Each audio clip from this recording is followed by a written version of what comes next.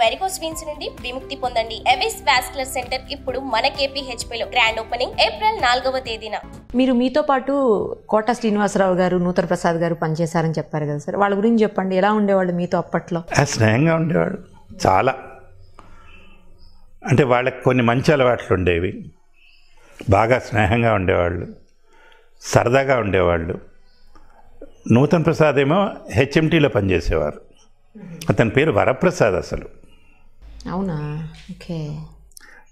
తను తర్వాత సినిమాల్లోకి వెళ్ళిన తర్వాత నూతన్ ప్రసాద్గా మార్చారు పేరు. మంచి నాటకాలు అవి వేసేవారు. కోట శ్రీనివాసరావు ఏమో స్టేట్ బ్యాంక్ ఆఫ్ ఇండియాలో పనిచేసేవారు. తను చెప్పిన జోక్ చెప్పకుండా చెప్పుకుంటూ వచ్చేవాడు. చాలా చాలా సరదా మనిషి. అసలు ఒక్కొక్కసారి కోటి బ్యాంకులో పనిచేసేవాడు. బ్యాంక్ వెళ్ళి సంతకం పెట్టుకొని దూరదర్శన్కి వచ్చేసేవాడు. అక్కడికి వచ్చి కూర్చొని కబుర్లు చెప్పి అప్పటికప్పుడు ఇది ఇందాక చెప్పాను ఎమ్మొచ్చట్లనేవని, ఏదో ఉంది చేద్దాం పదండి, ఆ 1 గంటకు వచ్చి కూర్చొని చేసేసేవాడు. అలాగా ధర్మవరపు సుబ్రహ్మణ్యం కూడా అలాగే వచ్చాడు. తను నిజానికి వ్యవసాయ కార్యక్రమాలకి వ్యాఖ్యానానికి రాయటానికి వచ్చాడు. అలాంటిది తర్వాత నటుడై, డైరెక్టర్ అయి అలా ప్రస్థానం జరుగుతూ వచ్చింది. మీరు చాలా రకాలైనటువంటి వార్తలు చదివి ఉంటారు మీ లైఫ్లో, అన్నేళ్ల మీ ప్రస్థానంలో. మీరు బాగా గుర్తున్నటువంటి విషాదకర వార్త మీరు చదివింది ఏంటి? బాగా సంతోషకరమైన వార్త మీరు చదివింది ఏంటి? గుర్తుందా సార్? అంటే విషాదకరమైనవి అంటే ముందు అవి చెప్పేస్తే వదిలిపోతుంది. చెప్పండి. నేను చదివిన విషాద వార్తలు మా ప్రేక్షక మిత్రులు గుర్తుంచుకున్నవి 1 కాదు, 2 ఉన్నాయి. ఒకటి ప్రధానమంత్రి ఇందిరాగాంధీ గారి హత్య. ఆవిడ పొద్దున్న ఇంట్లో నుంచి బయటికి రాగానే ఆవిడ రక్షకులే ఆవిడని కాల్చేశారు, 16 బుల్లెట్లు. అయితే ఆవిడ మరణించిన సంగతి సాయంత్రం దాకా ప్రకటించలేదు. ఆవిడని కాల్చేశారు, తీసుకెళ్ళి ఎయిమ్స్లో అడ్మిట్ చేశారు. ఎందుకంటే రాజీవ్ గాంధీ అప్పుడు కలకత్తాలో పర్యటనలో ఉన్నాడు. Okay okay. ఆయన ఢిల్లీ రావాలి, చెక్ చేయాలి.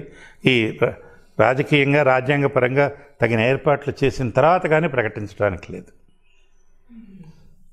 చేశారు. సరే అయిపోయిన తర్వాత ఆ వార్త, అది ఇందాక మీతో ప్రస్తావించాను కదా, ఆ విషాదాన్ని విషాదంగానే చెప్పాము. తర్వాత ఏం చేశారు, 10 రోజుల పాటు సంతాప దినాలు ప్రకటించారు.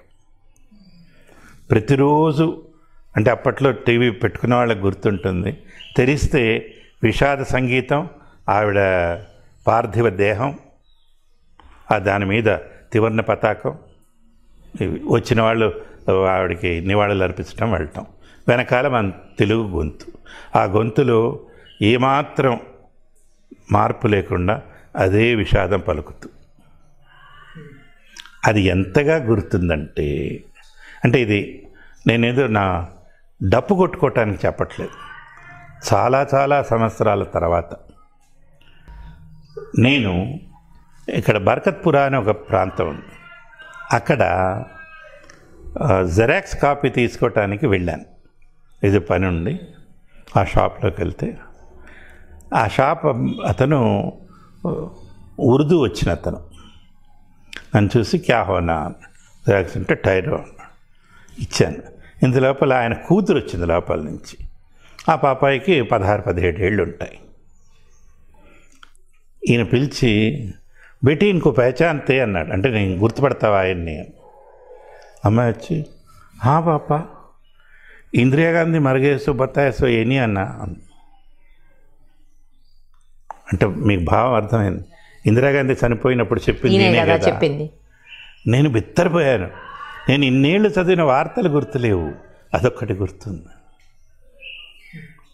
అంటే ఇతను నాకు ఎక్స్ప్లెయిన్ చేశాడు, సాబ్ ఆప్నే బహుత్ అచ్చా బతాయా సాబ్ అంటే. ఇది నేను ఎందుకు చెప్తున్నా అంటే, ఒకటి నేను మళ్ళీ ఇదంతా కూడా మాధ్యమం యొక్క గొప్పతనం, టీవీ. 2 దీంట్లో నా వంతు పాత్ర ఖచ్చితంగా ఉంటుంది కదా. 2వ విషాదకర వార్త రాజీవ్ గాంధీ మరణం. తల్లి కొడుకు ఇద్దరు మరణాలని మీరే చెప్పాల్సి వచ్చింది. 2 చాలా ఘాతుకమైనవి, చాలా బాధాకరమైనవి. రాజీవ్ గాంధీది మరీ ఘోరం.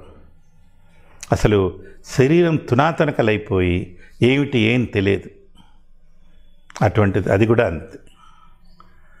తర్వాత ఇంకోటి ఏమైందంటే అండి, ఇక్కడ ఆర్య సమాజం అని ఒకటి ఉంది. దాంట్లో ఎక్కువగా వాళ్ళు ఈ వివాహాలు కూడా చేస్తారు. అవును. సామాన్యంగా జరిగేవి ఏంటంటే తల్లిదండ్రుల ఆమోదం లేని వివాహాలు జరుగుతాయి. దానికి ఒక పద్ధతి ఉంది, 4 రోజులు ముందు చెప్పాలి, వీళ్ళు చెయ్యాలి, అదంతా చేసిన తర్వాతే చేస్తారు.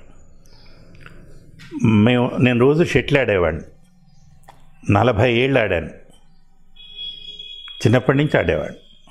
అంటే ఇప్పుడు వెళ్ళటలేదు, ఇప్పుడు ఆడితే డాక్టర్లు షటిల్ ఆడాలి నాతో. నాతో పాటు షటిల్ ఆడటానికి రాఘవ అని ఒక అబ్బాయి వచ్చేవాడు. అతను స్టేట్ లెవెల్ ప్లేయర్. అబ్బాయి వెళ్ళి ఓ డాక్టర్ చదువుతున్న అమ్మాయిని ప్రేమించాడు. ఓకే. అంటే చెప్పకూడదు, వాడు వింటే కొడతాడేమో. వాళ్ళిద్దరికీ మరి దేవుడు ఎలా కుదిర్చాడో తెలియదు. రంగులు అస్సలు పడదు. ఆ పాప ఏమో చక్కగా తెల్లగా పండులా ఉంటుంది, వీడేమో చక్కగా నల్లగా ఉంటాడు. సరే, నలుపు తెలుపులు కాదు, వాళ్ళిద్దరూ ప్రేమించుకున్నారు. ఇంట్లో ఒప్పుకోలేదు, పెళ్లి చేయాలి. సరే, వీళ్ళందరూ కలిసి ఆ బాధ్యత మాకు పెట్టారు. ఆర్య సమాజ్కి వెళ్ళి మా బ్యాడ్మింటన్ గ్యాంగ్ అంతా వెళ్ళి అక్కడ మాట్లాడి అన్నీ ఏర్పాటు చేశారు. పెళ్లి రోజు నన్ను కూడా తీసుకెళ్ళారు. నాకు ముందే చెప్పారు, మీరు ఎక్కువగా అక్కడ కనపడద్దు, రేపు పొద్దున ఏదైనా ఇబ్బంది వస్తే ముందు మీరు ఇరుక్కుంటారు, అంటే తెలిసిన మొహం. సరే పెళ్ళికి వెళ్ళామండి. ఇక్కడ కాచిగూడలో ఉంది ఆర్య సమాజ్. సరే, అక్కడ కూర్చుని వాళ్ళు కూడా హోమం పెడతారు, చేయిస్తారు, పెళ్లి చేస్తున్నారు. అక్కడ పండితుల వారు కూర్చున్నారు. ఆయన మంత్రాలు చదువుతుంటే చూశాడండి, మంత్రాలు చదవటం ఆపేశాడు.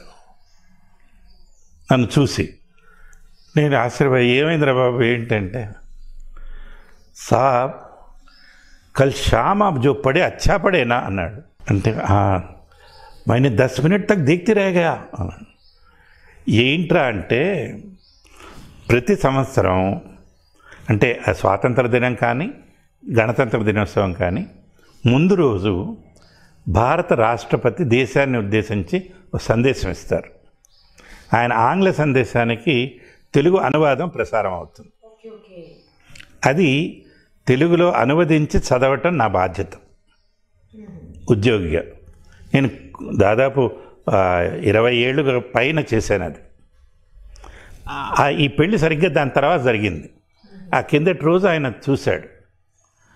ఆయన అనువాదము చదవటం ఆయనకు ఎంతగా నచ్చిందంటే, పెళ్లి మంత్రాలు ఆపేసి ఇది బాగుందంటాడు. సరే, లోపల కాస్త ఆనందపడ్డాను, కాస్త గర్వ కూడా పడ్డాను. కానీ సందర్భం ఇది కాదు కానీ దండం పెట్టి అలా ఉండేవి. బాగా అంటే సంతోషకరంగా మీరు చదివిన వార్త ఏదన్నా గుర్తుందా సార్? 2 విషాదాలు చెప్పారు, ఒక సంతోషకరమైన వార్త ఏదైనా? ఈ సంతోషం కంటే ఇంకోటి పై ఎత్తులో వస్తుంది, దానికంటే ఇంకోటి పై ఎత్తులో ఉంది. విషాదం అలా కాదు, విషాదం హృదయంలో చివరి మెట్టును తగులుతుంది. మనిషికి గొప్ప విషాదం మరణం, దానికి మించిన విషాదం లేదు. సంతోషం మీకు ఉన్నట్టుండి అత్యధిక ధనం రావచ్చు, లేదా బాగా అధికారం ఉన్న పదవి లభించవచ్చు, అనుకోకుండా మీకు అత్యున్నత పురస్కారం రావచ్చు. వీటి దేనికి అంతు లేదు. అంటే నేను సమర్థించుకోవట్లా, అంటే సంతోషకరమైనవి చాలా ఉన్నాయి, చాలా చదివా. అంటే ప్రత్యేకంగా గుర్తుంచుకోకపోవటానికి ఇది కారణమని. సుమన్ టీవీలో మీ పర్సనల్ అండ్ బిజినెస్ ప్రమోషన్స్ కోసం కింది నెంబర్కి కాంటాక్ట్ చేయండి.